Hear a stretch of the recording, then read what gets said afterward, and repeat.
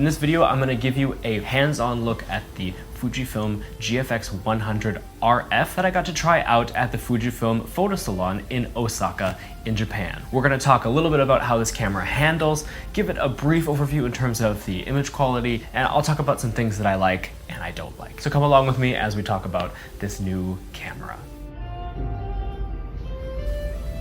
So last month I was visiting Japan for vacation and I happened to hear about the Fujifilm Photo Salon. There's a couple of locations and I went to the one in Osaka. You see it's kind of in this business complex area. It's pretty close to downtown, so it's definitely easy to find.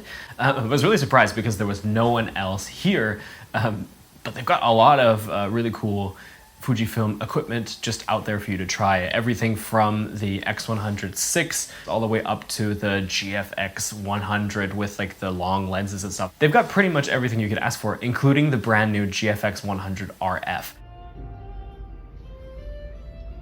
If you've seen my last video, we talked about how my X100 was broken. I was trying to get it repaired. Stay tuned and make sure you subscribe because I do have an update related to my visit to Osaka in regards to repairing that camera, but you'll have to wait until the next video for that. So here's the camera. It's on this funny little cord thing. Of course, the very first thing that's very obvious is the camera's size. Now, someone who's used to the X100 series cameras, of course, this GFX it's really big. It's a honkin' thing, especially when you have this lens hood here on it. But you do have to consider that this is actually quite small for the kind of sensitiveness in this camera, which is pretty impressive. But I wouldn't call it exactly small. I have used, for example, the Leica Q3 before, and it's definitely noticeably bigger than the Leica. And it does have very similar to the X100 dials. It has an exposure compensation and the regular dial with the ISO integrated into this nice little window over here. And I have to say, the dials on the GFX they're really big and they're very smooth. They're much nicer to use than even the X-T5. But the one thing that really actually kind of annoyed me is this new rocker switch. And what this one does is it enables the cropping mode. But what they've done is instead of putting it on the zoom ring like they have on the X100, they've assigned it to the rocker switch. What it kind of reminds me of is my Canon G11 right here, which is like this old like point and shoot pocket camera. I really like this camera.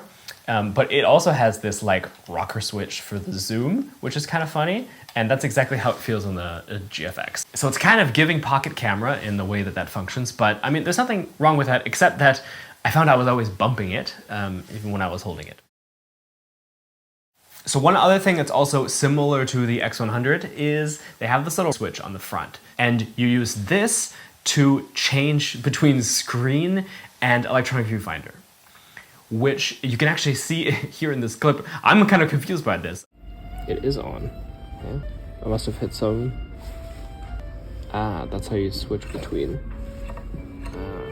If you want to just enable the electronic viewfinder, you switch it, and if you want the back screen, you switch it again.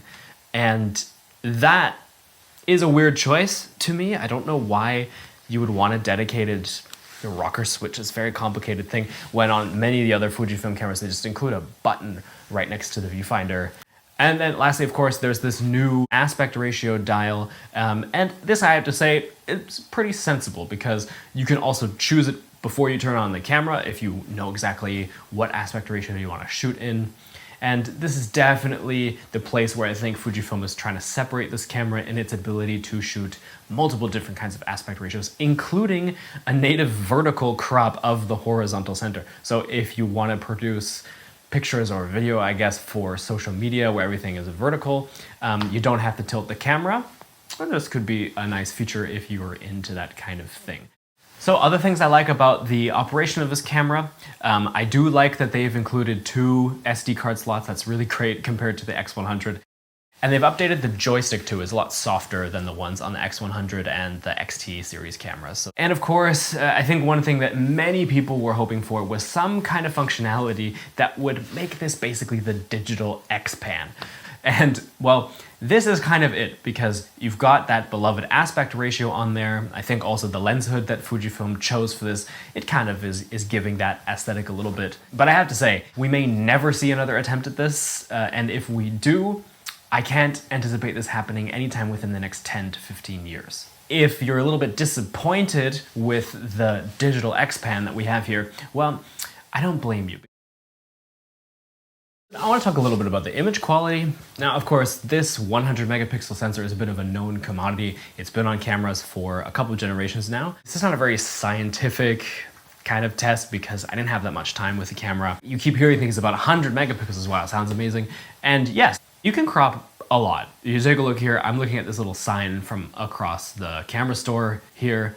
And yeah, that's pretty impressive. But it is important to keep in mind that we're not talking about a quadrupling of linear resolution here. We're actually talking about more like a doubling if you're coming from something more in the 24 megapixel category. It definitely puts it in perspective. It's definitely a noticeable increase, but it's not mind-bending. And after editing up these photos, you can definitely clearly see you can really dig into the details with tonality and sharpness, and yeah, there's definitely a noticeable improvement over the files from, say, my X-T4. Of course, the lens is new. It's not the fastest lens of the world at f4. It's maybe around equivalent to full frame of like f3, which is actually the same equivalent if you calculate it for this f2 lens on the X100. But you can definitely see here when you compare the JPEG versus the RAW file, there is a lot of distortion correction going on here. And when you take it off, it's actually pretty crazy how much distortion is here. I would also highlight the close focusing. It's a little bit glowy. You can definitely see that the edges are not so detailed and sharp as you do from like a medium focus distance. But I mean, all you gotta do is embrace the rangefinder life and don't do any close focusing. That'll solve your problem. So I think we can clearly take away from all of this that size comes at a premium. I don't mean big size, I mean small size. This 100 megapixel sensor has never been in a camera this small. In Europe, the pricing, $5,500 is a pretty steep price. When we compare it to, say, a used GFX100, the original, plus a lens, you can come in at around $4,000, which is a lot less, like 40% less. The lenses are interchangeable as well, so it's more suited, I think, to professional work. The GFX100RF is, it's hard to see, for me at least, a really good professional application for the camera. I mean, maybe there's people out there, I think you know who you are, and you've probably already pre-ordered it. And for me, it's very obvious that they've targeted this in the same market as the Leica Q series. And that camera is smaller, we have to say. So if size is really important to you, to me, the Leica just seems like a better option. So that leaves us with that this is really just a camera for hobby and free time and travel, or for people who really like the X106, but it wasn't good enough for them. They need another step up from that. And geez, I don't know how many people are out there that are like that, but I mean, I guess Fujifilm thinks that there's a few. That's what I think. Of course, if you have a different opinion, let me know what you think. Did you already buy one? You probably haven't gotten it yet, but if you have, of course, I'd love to know if you think it's good. I probably won't have any more videos about this camera because unless Fujifilm wants to send me one, I can't afford giving that much money out for this camera. So that's gonna be it for me. But make sure you subscribe if you're wondering what happened with my X100. Did I get it fixed? We're gonna find out. I'm gonna release a video very soon about that. And yes, until then, thanks for watching and we'll see you in the next video.